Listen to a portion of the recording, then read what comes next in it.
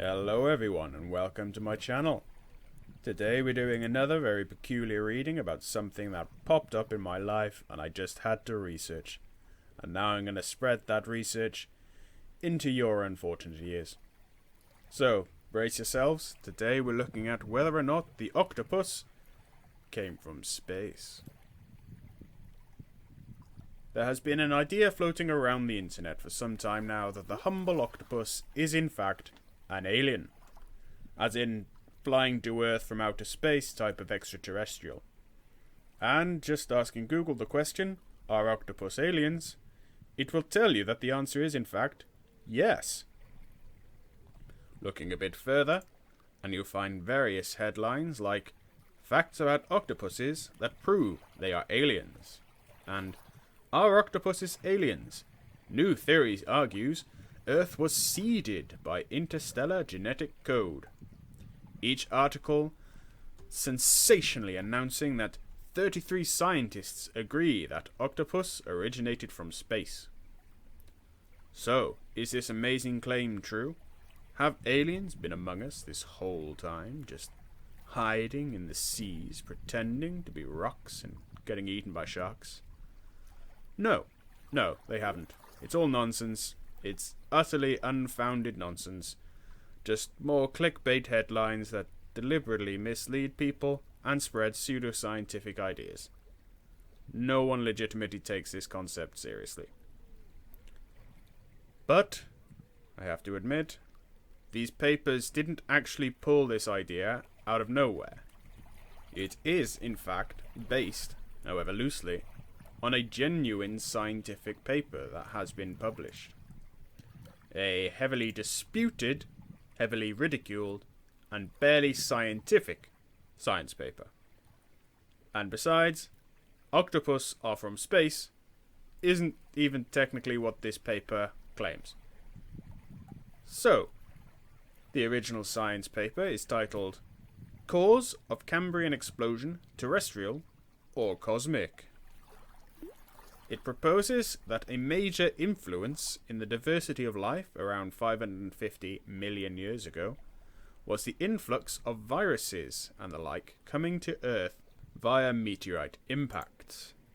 It further proposes that the octopus's intelligence is a result of these space viruses affecting their DNA.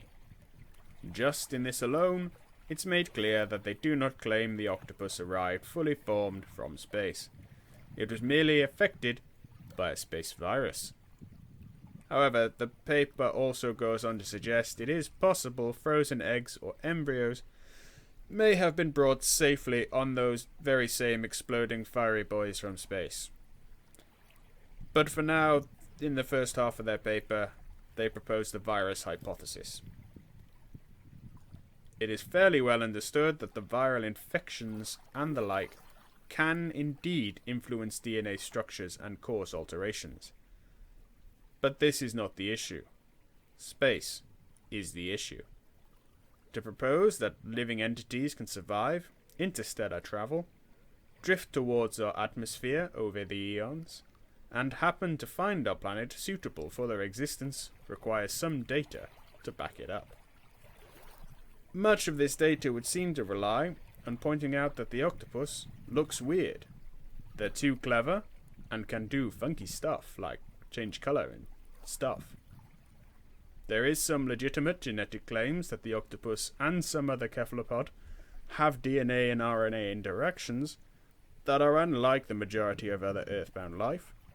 To oversimplify that, the octopus can directly affect its RNA much more readily than is typical, allowing it to adapt more readily at the expense of long-term DNA adaptability.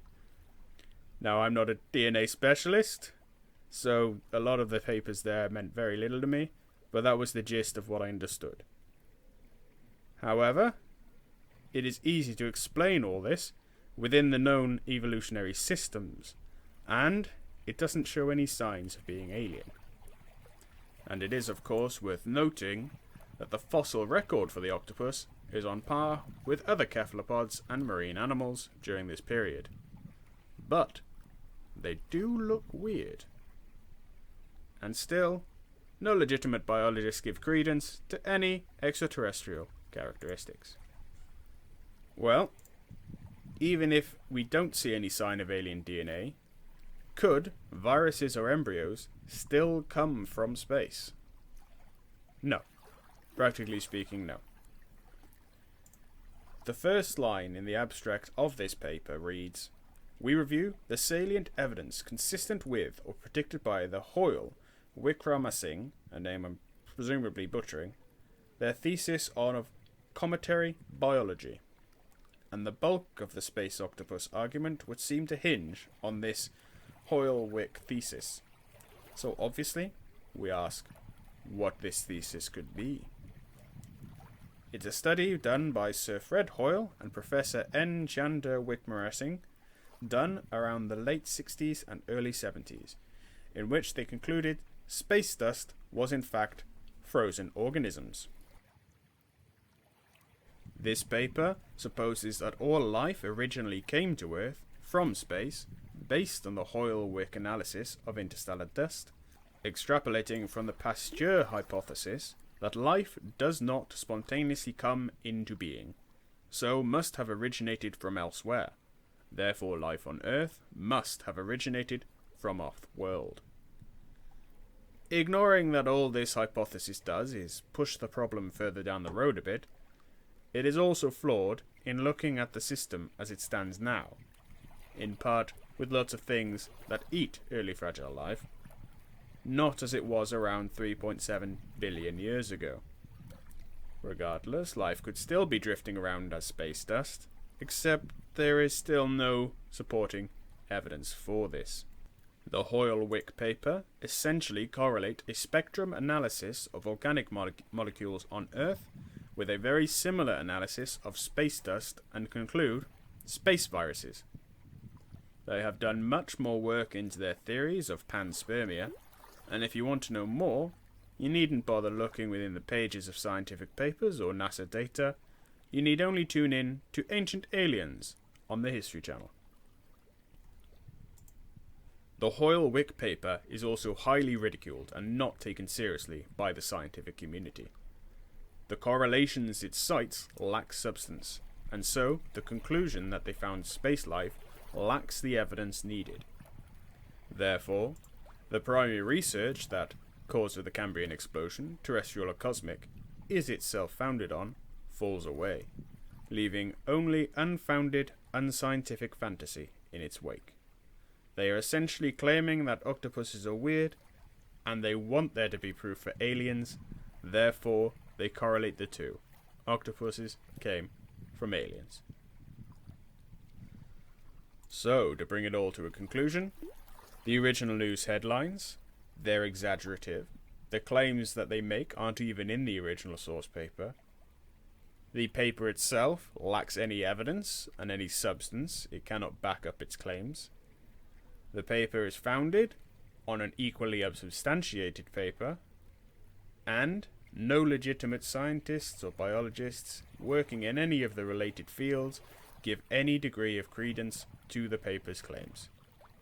This paper is a joke, with some experts who read it literally assuming it was an April Fool's prank. And it isn't even written as a formal science paper, claiming it wants to be more understandable to the layman. Although this is admirable, that's not how scientific papers work. And you can't go putting a trigger warning in a legitimate scientific paper. That's not how papers work. Science is a complicated issue, and a science paper should involve all of the technical and specialist language and information that is required by specialists to accurately research and portray a claim. Anyone who tells you octopus came from space almost certainly just read the headline and looked no further. Anyone asserting that this is what the scientists tell us is ignoring the many, many, many more scientists that will tell you that's nonsense. Stop saying it. Anyone who insists this is what they teach in schools is just lying. There are no schools that teach this. This is just where that idea came from. Nobody knows, but it's fantasy drawn by liars to promote idiocy. The octopus did not come from space. It did not fly down as a frozen egg. It was not influenced by a virus that came from space. It is merely part of the wonderful ecosystem of Earth and the evolution that's been going on for so many billions of years.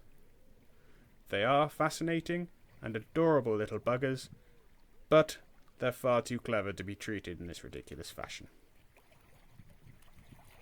So that'll be the end of it for today. Thank you all for tuning in and listening.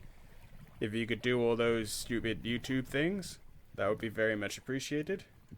And we'll try and figure out what I'm doing next week. I have no plans, but let's see where we go. Take care, everyone.